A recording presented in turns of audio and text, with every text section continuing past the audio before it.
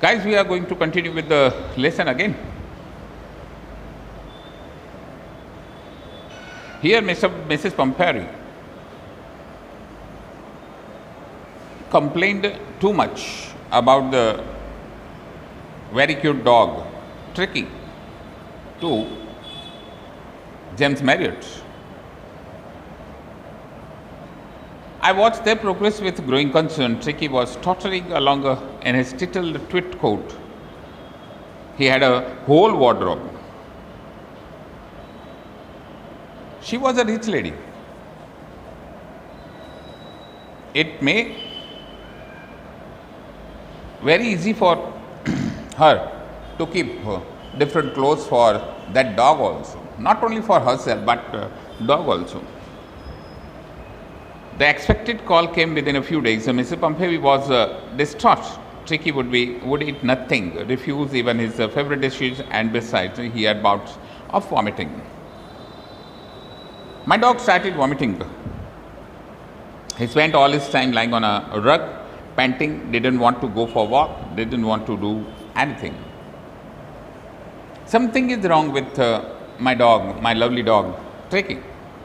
I had made my plans in advance. The only way was to get Tricky out of the house for a period. I suggested that he be hospitalized for about a fortnight to be kept under observation. I have already decided, James had already decided that if Mrs. Pumphrey will call me, I will advise her that your dog must be kept under observation for 2 weeks, for fortnight, for 50 days. The poor lady almost swooned. She was sure he would pine and die if he did not see her every day. But it was the affection, it was the love, and it was the feelings for the dog that it is not possible for her to not to look her beloved dog for 15 days. Tricky. But I took a firm line. Tricky was very ill and this was the only way to save him. In fact, I thought it best to take him without delay, and followed by Mrs. Pumphrey's wailings, I marched out to the car carrying the little dog wrapped in a blanket.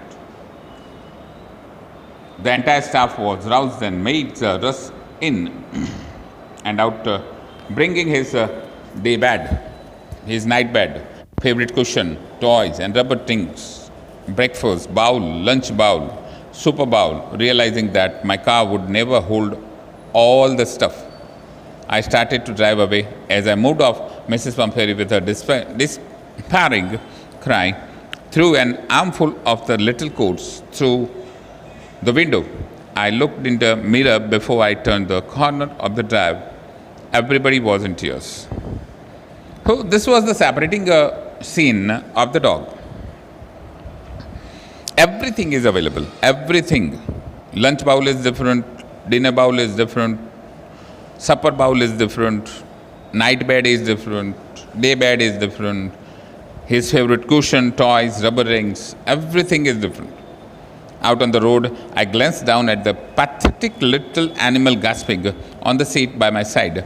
I patted the head and Tricky made a brave effort to wag his tail.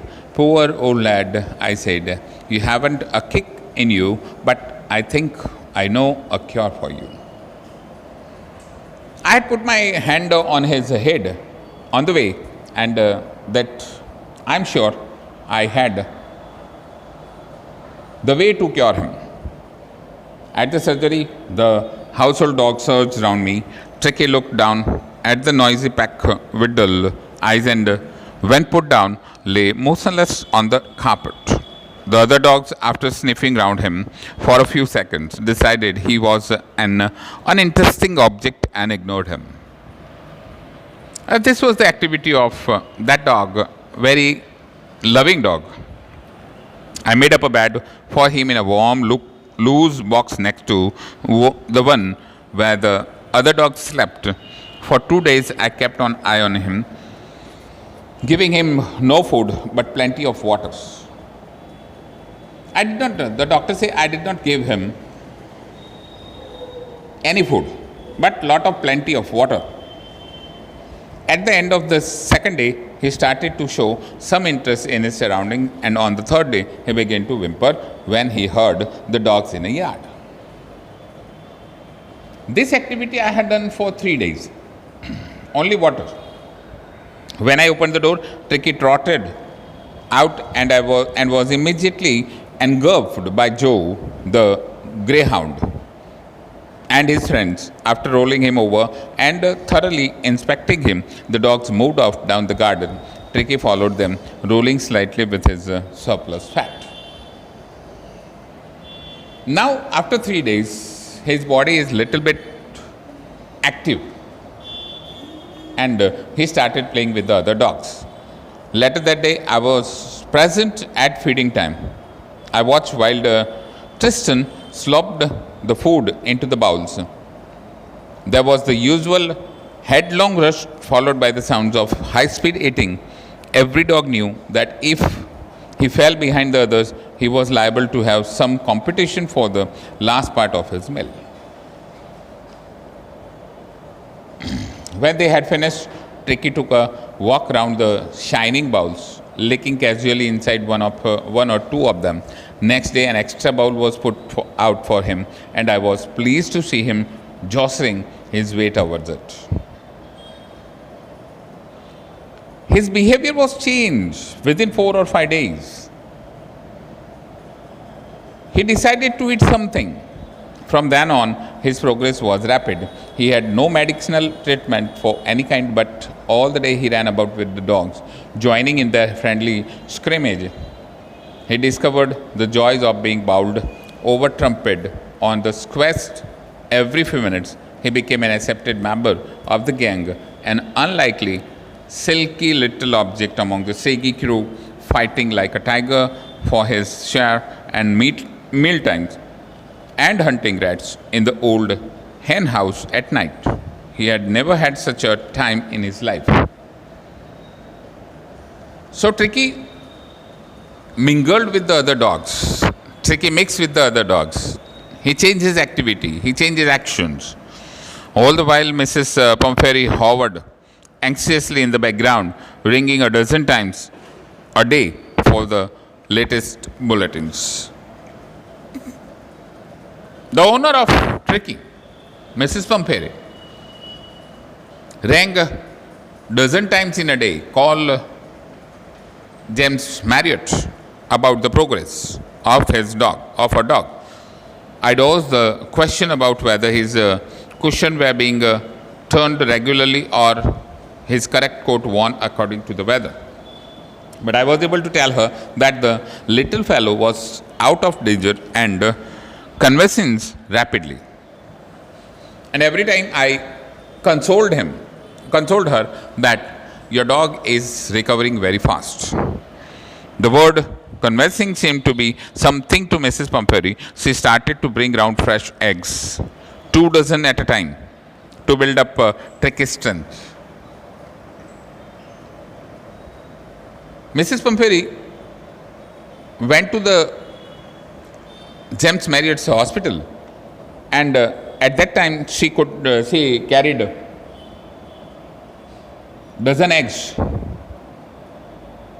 2 dozen at a time, to build up Tricky's strength. For a happy period, my partners and I had 2 eggs each for breakfast.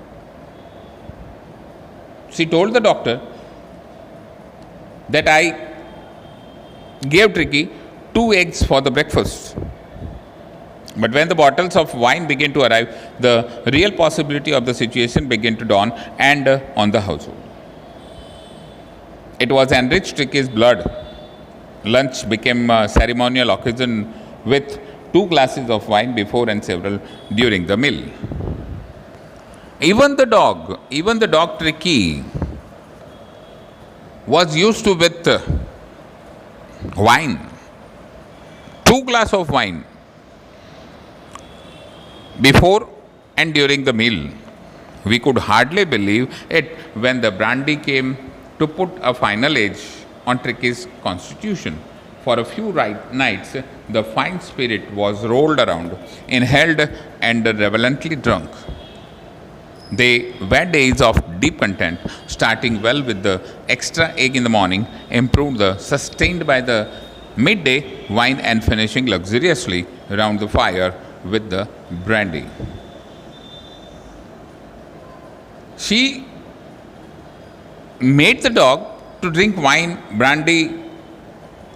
It was a temptation to keep Tricky on as a permanent guest, but I knew Mrs. Pumphrey was suffering, and after a fortnight, felt compelled to phone and tell her that the little dog had recovered and was awaiting collection. Within minutes, about 30 feet of gleaming black metal drew up outside the surgery. The chauffeur opened the door, and I could just make out the figure of Mrs. Pumphrey, almost lost in the interior. Her hands were tightly clasped in front of her. Her lips trembled. "Oh, Mr. Harriot, do tell me the truth. Is he really better?" "Yes, he is fine. After 15 days, when James Marriott once called Mrs. Pumphrey that your dog is recovered completely, you can take him to your house."